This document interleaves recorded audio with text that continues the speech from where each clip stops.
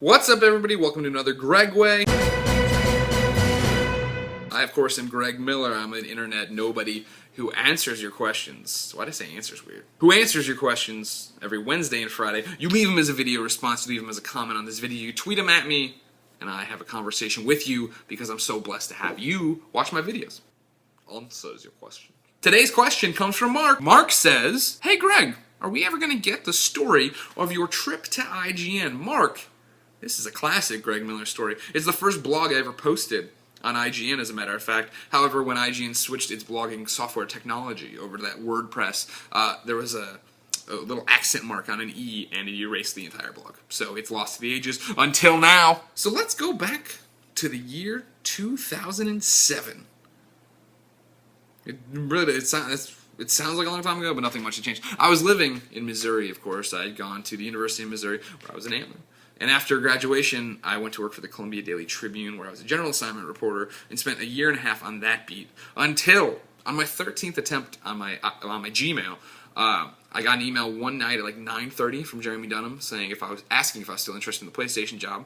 I set up an interview for noon the next day, and at 6 p.m. the next night, I was contacted and hired. So I got contacted, interviewed, hired within 24 hours. That was crazy, especially after, not being able to get a job there or get a response from IGN for 12 emails on Gmail. God only knows how many times on my other email addresses. So when I took the job, it was generally, known, all right, I'm going to be there in 2 weeks. Guaranteed. I'm going to drop my life and I'm going to move from Columbia, Missouri to San Francisco. Now, I've talked about it in previous videos, of course. I had a life in Missouri at the time. I was actually engaged to be married, and so my fiance was going to stay there, continue to plan the wedding in the house we were leasing with a friend, and I was going to move out to California, spend 9 months in San Francisco on my own, getting set up at IGN, and then get married, move her out there, start a life, and end it. So I suddenly had, this choice in front of me, right? Like, I was going to move to San Francisco for sure. And I was going to only have 9 months on my own, really, so I didn't need to find a place immediately. I need temporary housing. So I was going to move into temporary housing that was need more coffee. So I was going to move into temporary housing arranged by IGN when I got there. So I only needed a few things, right? I was going to bring my car, I brought an air mattress, some odds and ends, and that was going to be it. That's all I needed, I figured. My TV, of course, all my consoles. And so I decided, you know what? I'm going to drive out there. I'm going to get a U-Haul, I'm going to tow my car, and I'm going to drive out there. Now, when I told my father this plan, who is, basically, heavy equipment operator, he's like, you've never driven a U-Haul before, you're kind of... That doesn't sound like something you could do. And I'm like, you never do anything till you do it, Dad. I'm going to do it. And so I decided I'm going to do this, and I have two paths, pretty much, from the middle of the country out to San Francisco. I can go north, or I can go south, and take, go up through the Rockies, or I can go down here. And, it turned out if I was going to go down here, and go off that way through, the desert and whatever, it was going to be a longer drive, so I said, fuck that. And on top of that, I should point out that there was, tornadoes and thunderstorms and all this horrible stuff happening in the south. However, up north, there was, of course, this is, February, March, there was a winter snow system moving through. But it looked like I could get around it if I went up there and just maybe I would just miss it or whatever. I was going to shoot through Nebraska. Ugh. You're heavier than you look. So I quit, decide I'm going north to get west. And the day comes to move or whatever. I have the teary goodbye with the fiance. She gets in her car, she goes to work. I go upstairs and start. I'm gonna get my car basically into the stirrups of this thing and drag it out there. I go up and I, for some reason decide to read the little U-Haul brochure, and in it says if you have a four-wheel drive, I don't even know. If you have one of those, I guess rear-wheel drive, front-wheel drive, one of those. I don't even remember anymore. I don't own a car. I live in San Francisco now. But if you're going to do that, the two-stirrup thing doesn't work. You need to get your car all the way up. It can't be dragging on its back, back legs. It's got to be up all the way. This is a problem, because I was planning on dragging it, over 3 days out to San Francisco. So I call U-Haul, and they're like, oh, we didn't know. What are you going to do about it, man? And so things are not going right to begin with. So to begin my journey out west, I had to drive southeast for 45 minutes to go to another U-Haul in the middle of nowhere, Missouri, get one of the ones that could tow an entire car up on its thing, drive back to Columbia, load up my car, then get on the road. I'm already way behind schedule. I'm not happy about this, but I do it. Take off, drive, long I-70 out into Missouri, then start going north like I planned, right? I forget where I banked anymore. It's been obviously years. And I get up to Nebraska finally, and I forget what is it 80? The one highway through Nebraska. Get on 80, And I'm going for a while, and finally it's like, well, it's time to stop for the night. And so I, pulled off at this hotel, parked the car, went in, passed out. Wake up the next morning super early. Like, I forget, like 4:30, 5 o'clock, and I'm like, this is where I'm gonna make up the bulk of the trip. Like, I'm not gonna get there today, if I remember correctly. I was gonna, but this is where I'm gonna make, like, that's where I'm gonna put the plow, I'm gonna get to the Rockies, all this great stuff. I wake up, I go downstairs. All the TVs in the basement of the hotel, or like, the lobby of the hotel, are about how, like, there's this huge blizzard coming through, and it's gonna just wreck Nebraska and, all of this part of the country, and it's not good news. But I'm like, you know what? I'm looking at the map, right? I'm looking at the map, and there's this huge mass that's coming the way that I'm driving towards the mass that's coming towards me. However, I'm up here, and the mass has, like, this little triangle. So it's, like, basically a little triangle sliver is going to pass over what I think is 80. I'm not going to check this, but it's going to pass over the Nebraska highway I'm going through. And I'm like, you know what? I'm going to do it. Because I'm thinking, if I can just punch through that, how bad can the triangle, if it's like a storm, right? It's the eye of the storm you worry about. The eye is where it's always the worst. So I'm like, I will punch through the little triangle and just be on my way to my new life in San Francisco. So I get on the road, driving. I'm going like this. I'm listening to IGN and 1UP podcasts nonstop. I had loaded up my PSP, which I used as my MP3 player, and I was loading that up through the radio, and I'm just driving, having a great time. And I get maybe 30 or 45 minutes down the road, and it's like just all snow, and it's just really bad, like, whiteout conditions. I'm like, And so I finally turn off the PS, and there's no other cars on the road, by the way. Usually a red flag on the highway. There's not even a truck on the road. Turn off the PSP, put on the real radio, and the real radio is like, get off the roads. Are you stupid? Like, get off the roads, you're going to die. There's a blizzard coming. So I pull off at Dairy Queen, like, I pull off the highway, and I go off the little ramp to the hill to the Dairy Queen. I pull in there, and it's just all these truckers just chilling out in the Dairy Queen. I'm like, what's up, man? Like, yeah, you don't go. Like, it's even worse down there. They're closing the highway pretty soon, too, so you don't want to go that way. And I'm like, oh, crap, well, I'll double back to the hotel I was at, right? Like, I'll just go back over the overpass, back down the other side, and onto the highway, and go back to the hotel I was coming from.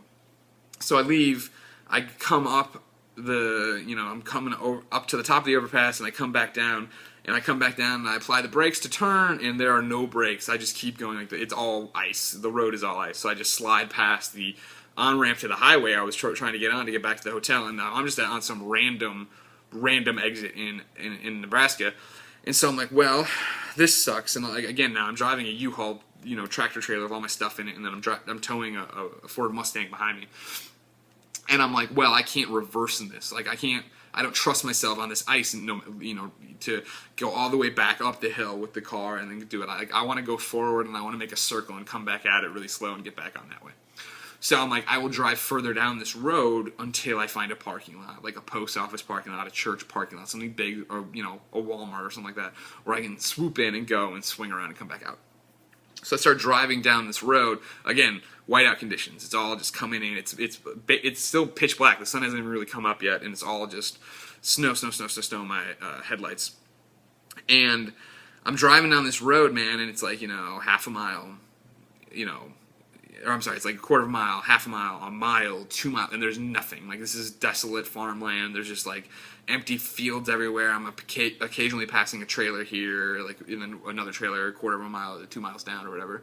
And so finally I'm like, I start rocking. Like, I am swaying back and forth in the wind because it's so crazy. And I'm like, there is no way that I'm going to be able to, like, 12-point turn this car in the road and not, because, like, now it's like one of those roads where it's elevated, right, where I have the big ditches down here. I'm like, there's no way I'm going to be able to position it and turn it and get back on the way. And I'm getting further away from civilization, right? Like, I know people are at the Dairy Queen. I know that I can take shelter in the Dairy Queen, but I'm in trouble here. Things are getting really bad soon. And so I'm driving, and I finally see the next trailer, like, a ways away, right? And I see it, and you can still see in the snow, like, it has the imprint of a circle drive. And I'm like, that is probably not asphalt or concrete, but it's, clearly a driveway. Hopefully I can hit it, get around, get back up, get on the road, get back to the Dairy Queen, and just bunker down pretty much.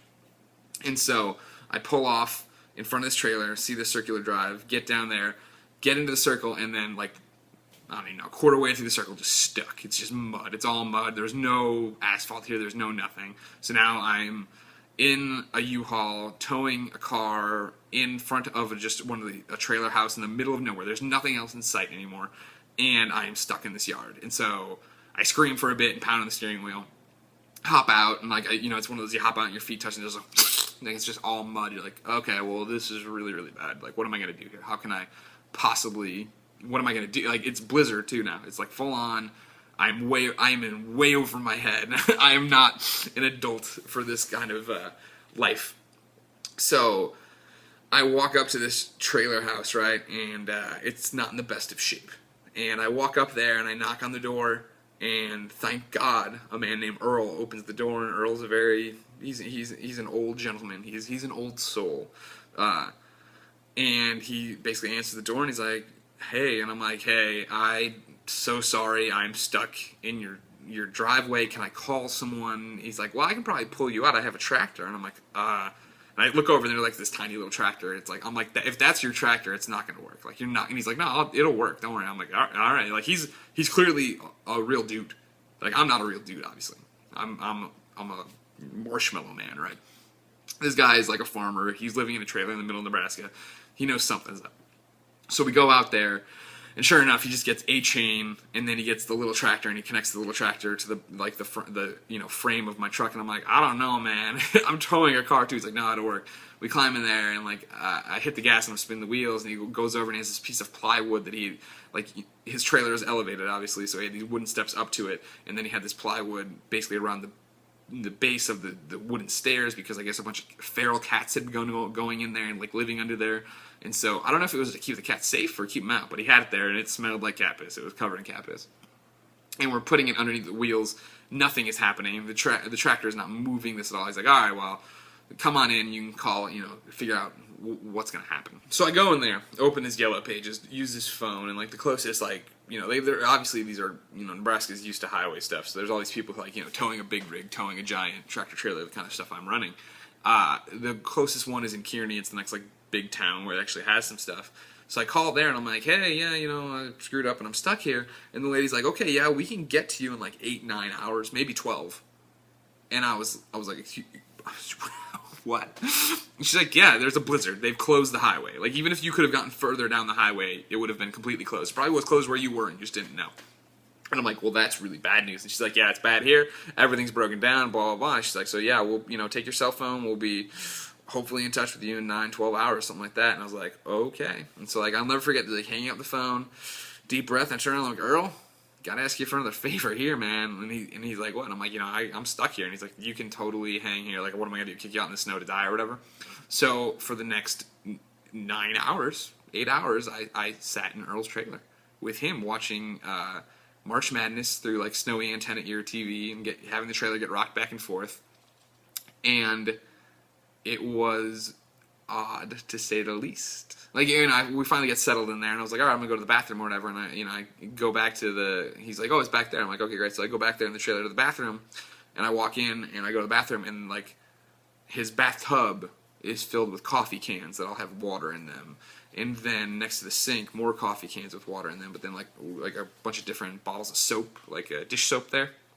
And I was like, whatever, not gonna ask. Don't really care. No big deal. Portillo.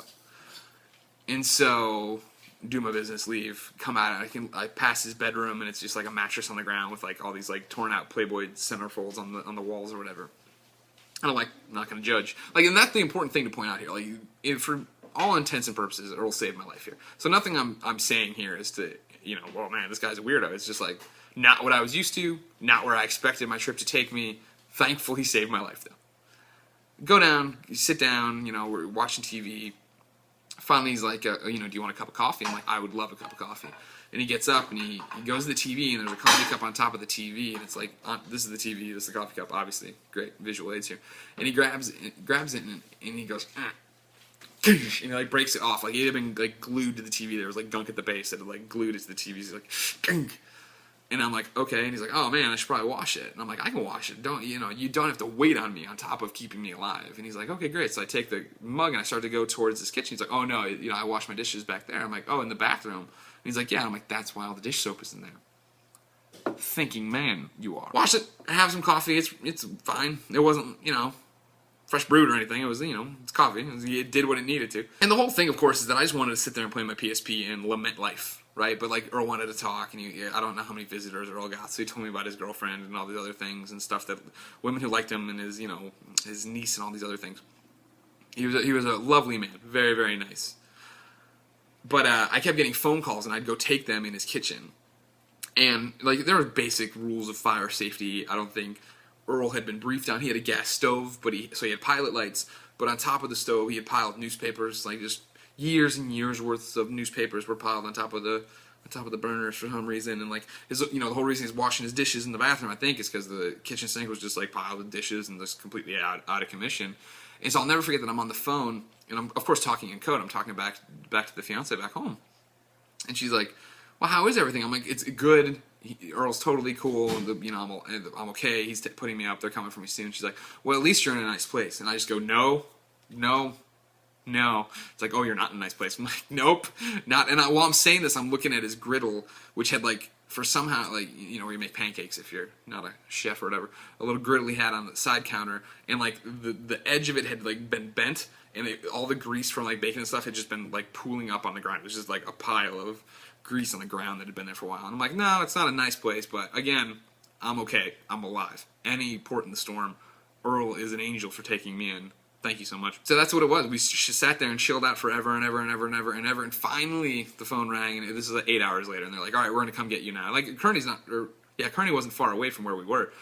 So they came, towed me out. I took down I left Earl a note thanking him and a check for being so nice to me. And then climbed back in my car, and then went back, just drove. It was like, it was nighttime by now, or like in late afternoon, early evening. And I just turned around and drove back to the last hotel I had passed or whatever. I guess that's where I was trying to go when I failed on the Dairy Queen. I had passed the Hampton Inns or whatever. And so I pulled in there, and I'll never get this. I'm totally frayed, emotionally drained. It's been like, like you talk about like life kicking you in the face, like, right? Like I was trying to do this thing on my own. I pull into where it says, cars this way and trucks this way, and I'm like, which am I? I don't even know what I am anymore, And so I'm like, I guess I go trucks, and I go off to where, and I get in there, and it's immediately wrong. I'm surrounded by big rigs that are way bigger than the U-Haul I'm driving, and I'm like, all right, fine. So I drive in, I'm like, I'll get out of here, and I get the car stuck again. And I'm like trying everything, and I can't get it out. And I climb out of the car, and I walk over, and this big rig was just starting to pull down. And I run over, and I wave him down. And the guy, he rolls down his window and he's like, "What's up?" And I'm like, "Sir, I have no idea what the fuck I am doing. I am having a terrible day. I've been stuck. Now the car's, can you please help me?" And he's like, yeah. And he climbed out, and he came over, and he gave me some tips on how to drive a giant U-Haul. Got it moved. I went over. I took up like 4 parking spots in the parking lot. Parked it. Went upstairs. Got a room. Went upstairs. Took like a nice hot shower because I was just disgusting, and then ordered a pizza because there was a pizza in the parking lot. I'll never forget I ate the pizza, threw the stuff away. I moved the nightstand so I could plug in my phone, and there was like a pile of unopened condoms back there. But somebody was like having a fucking weekend with their girlfriend or whatever, and like had dropped all their condoms back there. And there's like 30 condoms piled up. I'm like, whatever. And I plugged it in. I passed out. And the next morning, at like, I don't even remember anymore. I guess it was like 5:45 or whatever. I got a phone call from my mom, who's just like sobbing. She's just like, "I've been watching the weather all night long, and it's not getting better. Please go back to Missouri, and if they won't pay to ship your things, I'll ship them for you, and we'll get you a flight." I'm just like, again, emotionally defeated. I'm just like, okay. So like I call Jeremy Dunham, who I wake up. Oh, that was it, I guess, because it was. Anyways, I call him at 6 in the morning my time, but it was like 4 in the morning their time. And I'm like, "Wakey," and I don't even know Dunham. I've never met Dunham in person. "Wakey, sleepyhead." And he goes, "It's 4 in the morning." And I'm like, "I know, sorry." It turns out I'm not going to be there on time. I'm going to be a day late at least because I got to go do this. So I drove back to Missouri on that day, then got a plane out to IGN, shipped most of my stuff, didn't die in a blizzard because of the kindness of Earl. So Earl, if you are watching this YouTube video, first off, I'm glad you have the internet now in your trailer. Second off, thank you very much for saving my life. Remember, ladies and gentlemen, Gregway's post Wednesdays and Fridays. You ask me a question via video response, which I really like, or comments on the videos, or tweets to me, or whatever, and then I answer them here for your enjoyment. Tuesdays and Thursdays, of course, Conversation with Colin. Monday, up at noon. And remember, Tuesday through Friday, I post these videos at 6 a.m. I'm in the comments for an hour, answering you live. So until next time, thank you for the conversation. Gregway.